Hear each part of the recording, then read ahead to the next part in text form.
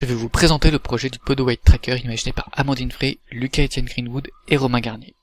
À l'heure actuelle, les chirurgiens imposent des consignes post-opératoires de restriction d'appui qui doivent être respectées pour favoriser la consolidation et prévenir des complications. Cependant, seules les balances et plateformes de stabilométrie permettent d'évaluer ce pourcentage en statique. Il n'existe pas encore de solution dynamique offrant une véritable information pour le patient. Ce non-respect des consignes post-opératoires, souvent involontaires, a des répercussions catastrophiques pour les patients, tant sur le plan humain, social que financier. Le Podo Weight Tracker est la solution que nous vous apportons. Une solution qui permet l'évaluation tant statique que dynamique de ces pourcentages d'appui. Grâce au logiciel et applications fournies, un feedback est possible en temps réel pour le patient et pour le praticien.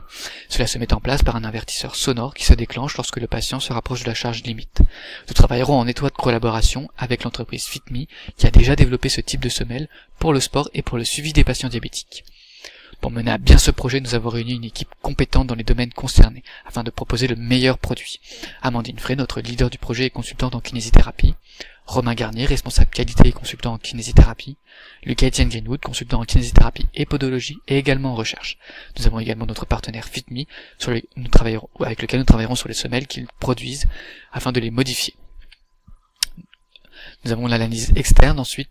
D'un point de vue politique, économique, social, technologique, environnemental et légal, nous voyons que nous avons des opportunités à saisir, notamment une réduction du coût pour la sécurité sociale, et c'est un enjeu de santé publique de par la réduction du nombre de réopérations à la suite de complications. C'est un investissement sur le long terme.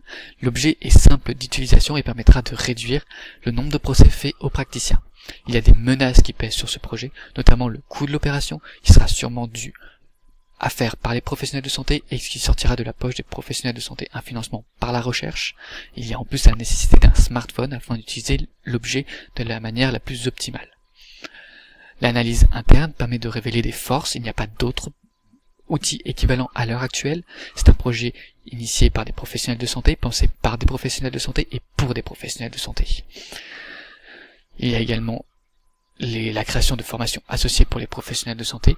Il y a des menaces qui pèsent sur le projet, notamment la protection des données, avec une conservation du secret médical, les effets de l'impact des nouvelles technologies dont on ne sent pas encore les effets.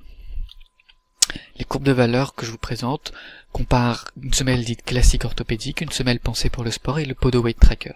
Nous voyons que nous avons certains bénéfices par rapport à ces semelles et certaines qualités à travailler encore un peu. Le budget qui sera mis en place sera une modification des semelles préexistantes avec une adaptation de l'application pour un suivi.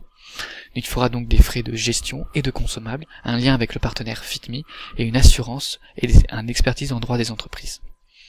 Le planning prévisionnel que nous voyons, nous pensons à une phase de démarrage d'environ 2 ans avec une épidémiologie et une étude de marché, un cahier des charges complet, une phase de test d'environ 1 an, permettant une étude statistique et de démarcher les professionnels de santé, une évaluation du produit, afin d'avoir un feedback et une potentielle modification, une phase ensuite de mise sur le marché et à nouveau un retour afin de potentiellement remodifier la semelle.